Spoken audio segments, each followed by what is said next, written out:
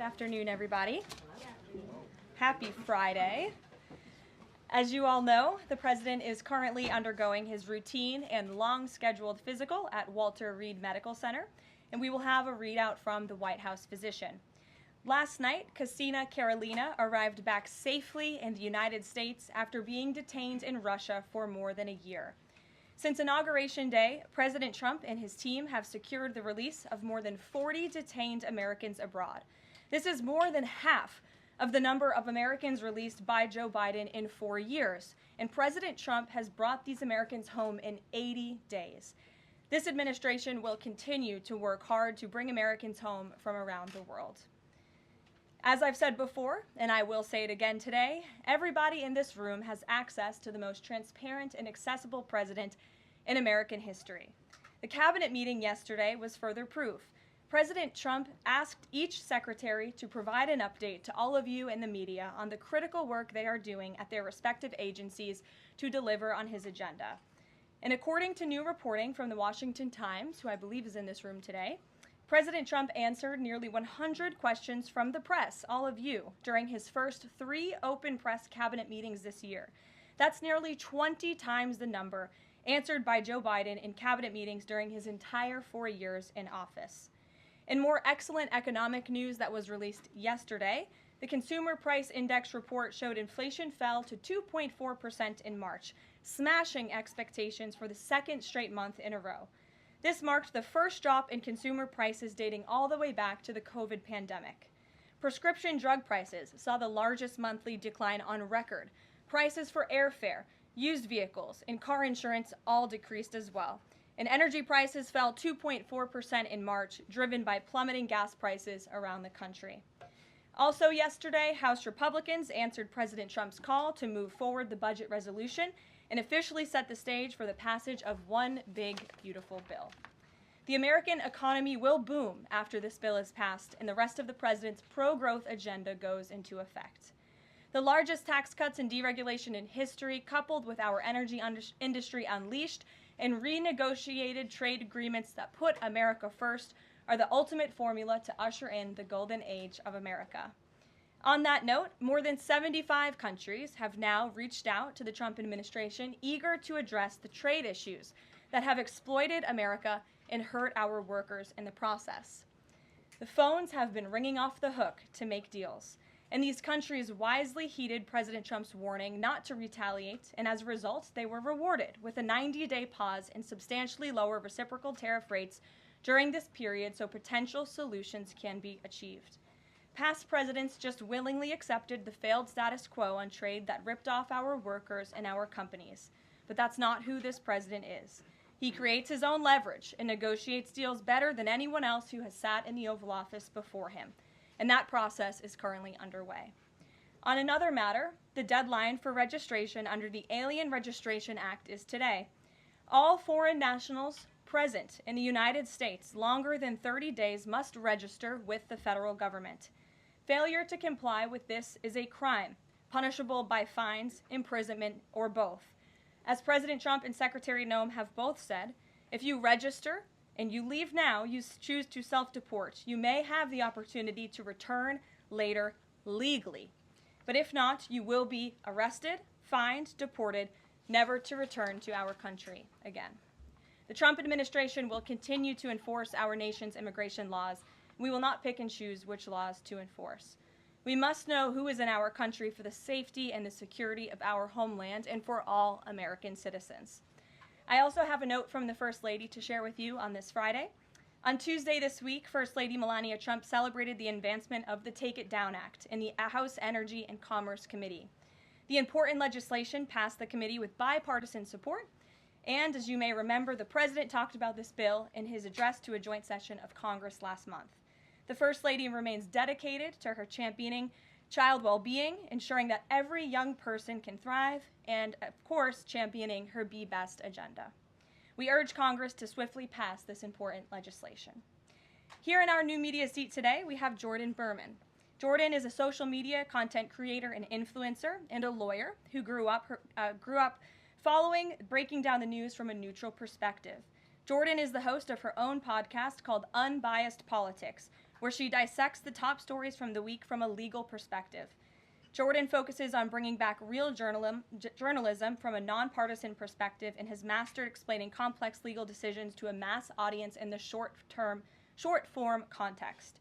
Her two biggest platforms are TikTok and Instagram, where she has roughly 500,000 followers on each. With that, please kick us off, Jordan.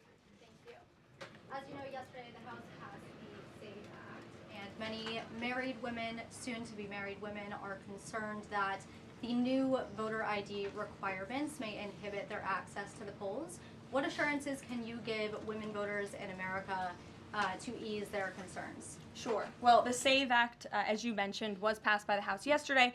This is the Safeguard American Voter Eligibility Act. I believe I'm getting that correct. And this act is a common sense measure. It would require proof of citizenship for voting in our elections. The Democrats have been fear-mongering about this bill, have been saying that married women, if their name has changed, they didn't change it on their identification, would not be able to vote. That is complete fallacy. There are outlined in the bill about how to avoid that. The president very much supports a common sense solution to ensuring that only citizens can engage in our elections. This is critical to improving the integrity of our elections and also the trust that American citizens need to have in our electoral process. So the president supports this bill, and that is a myth that has been proven wrong by the text of this bill, and I believe some of the co-sponsors of the bill have been very vocal in addressing that, and certainly I myself, as a married woman, would not stand before this podium if the president did not support such a common sense measure. Thank you. For my next question, I actually want to give a voice to the American people. I sourced the question from one of my listeners. Her name is Bryn. She is from Oregon. And she asked, what, if any, plans do you have, the administration, for the money that will be generated by tariffs imposed on foreign goods?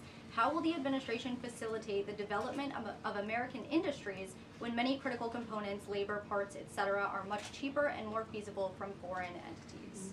It's a great question from your listener, and I want to thank her for submitting it to you to ask. That's the part of the new media seat is so that everyday Americans across the country have a voice in this room. So thank you again for being here. Thanks for the question.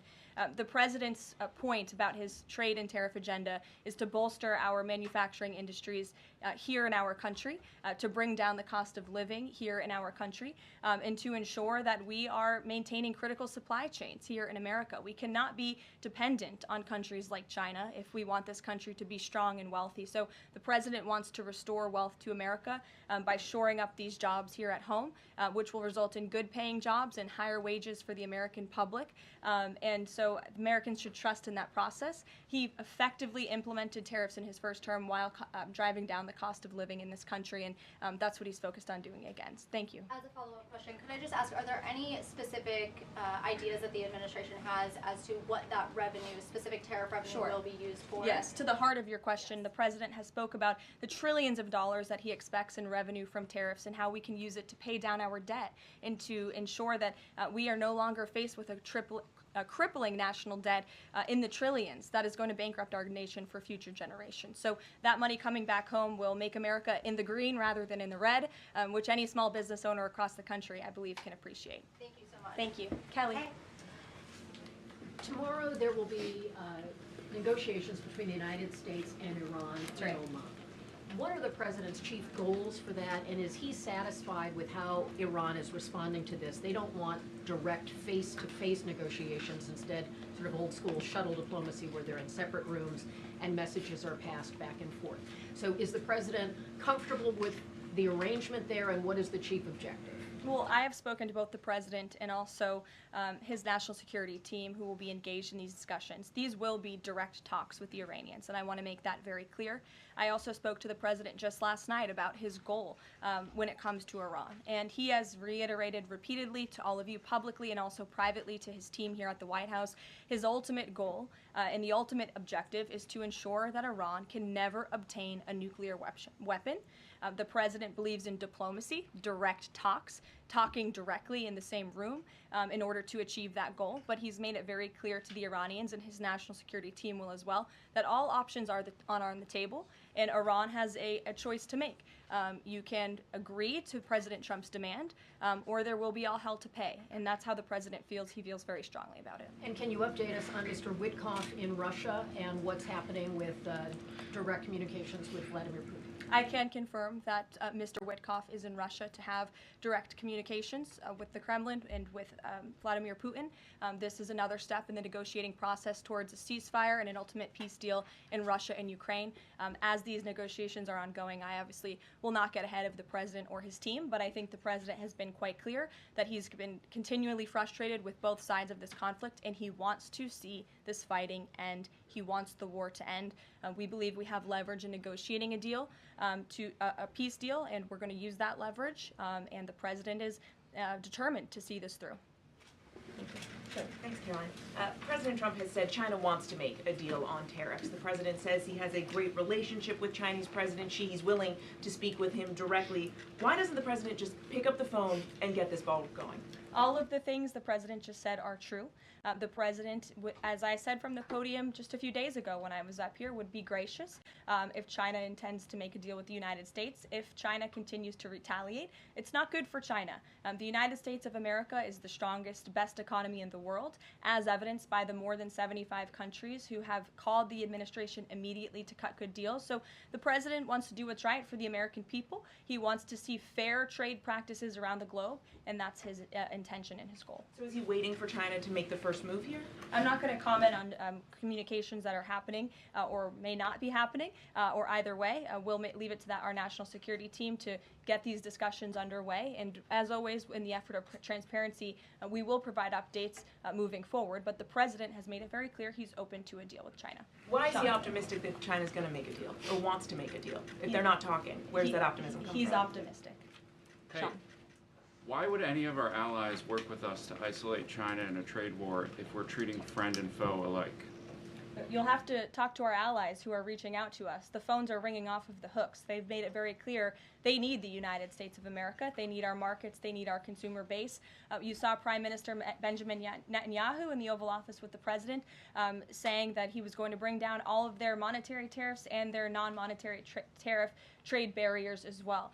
We've heard from South Korea. We've heard from Japan. The president has spoken to Vietnam. We have Italy coming to the White House next week. There's a reason for that, Sean, and it's because they need the United States of America and our business model and our markets to survive, and the president is using that leverage to our advantage. Michael. Hey, thank you, Caroline. Two-part question on China. Beijing says it will simply ignore any further tariff escalations from the U.S. Does President Trump see this as China backing down? And as a follow-up to that, what do you say to people like Shark Tank's Kevin O'Leary who say, you guys simply haven't tariffed China enough? Look, the tariff rate on China remains where it was yesterday, at the 145% level. The president made it very clear when the United States is punched, he will punch back harder, and he hopes to make a deal that benefits the American worker and our companies that have been ripped off for far too long, and he's finally taking bold and courageous action to do that. You know, taking on China is, in the terms of trade and tariffs, is something that both Democrats and Republicans alike have spoken about for decades. President Trump is finally doing it. Caroline, real quick, the president of El Salvador is coming to the White House on Monday. Does President Trump want him to bring Kilmar Abrego Garcia with him? The Supreme Court made their ruling last night very clear that it's the administration's responsibility to facilitate the return, not to effectuate the return. I believe the Department of Justice just filed another brief in the lower court. I would defer you to that for any updates. But as you mentioned, President Bukele will be here at the White House on Monday to talk about the cooperation that is at an all-time high. And we very much appreciate President Bukele and El Salvador's cooperation and the repatriation of El Salvadorian gang members who the previous administration allowed to infiltrate our country.